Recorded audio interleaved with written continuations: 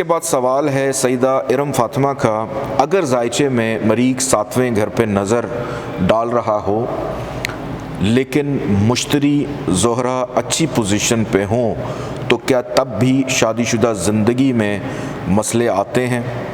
और मरीख अगर ख़ुद 8वें घर में ना हो लेकिन नज़र पड़ रही हो तो क्या लाइफ पार्टनर की सेहत और ज़िंदगी को ख़तरा हो सकता है? मार्स का किसी भी जायचे में से 7वें घर पे नज़र डालना, जायचे पे चलते हैं, वहाँ से देखते हैं। लेट्स सपोज़ हमारे सामने ये एक मिसाली जायचा है, मार्स को हम सेट कर लेते हैं पहले घर में। इनका सवाल ये था कि मार्स बैठा है पहले घर में, नज़र डाल रहा है 7वें घर में।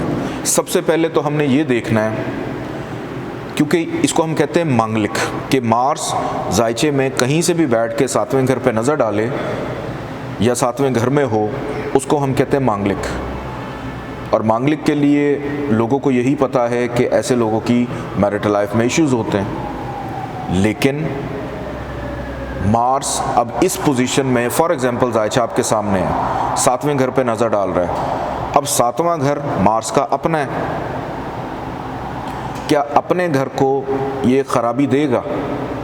कभी भी नहीं देगा। तो यहाँ पर जो मांगलिक योग है उसकी कैंसलेशन हो जाती है, वो मांगलिक बंदा नहीं होता। जब हम इसका लेक्चर पढ़ेंगे मैं आपको डिटेल में सारा बताऊंगा।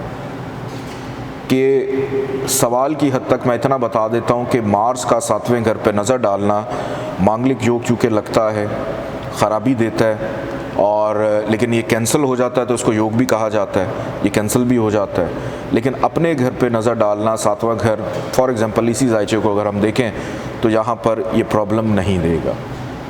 और इसके साथ साथ इन्होंने ये पूछा था कि मुश्तरी और ज़ोहरा, अभी तो उसको आप छोड़ दें कि मुश्तरी ज़ोहरा अच्छी पोजीशन पे हैं या नहीं है। सबसे पहले ये देखें कि 7वें घर की पोजीशन क्या है, जिसने शादी करवानी है उसकी पोजीशन क्या है। और इसके बाद इन्होंने कहा कि मरीख अगर 8वें घर पे नज़र डाले तो क्या लाइफ पार्टनर की ज़िंदगी को ख़तरा होता है? हो सकता है आपकी ज़िंदगी को ख़तरा हो जाए, क्यों लाइफ पार्टनर को मारने के चक्कर में। तो ऑल द टाइम ऐसी चीज़ें नहीं होती हैं, ये सिर्फ मिथ्स बनी हुई हैं, ज़रूरी नहीं कि ऐसा हो। हमें इनकी प्लेसमेंट्स के लिए सिर्फ मार्स को नहीं और भी बहुत सारी चीज़ों को देखना पड़ता है।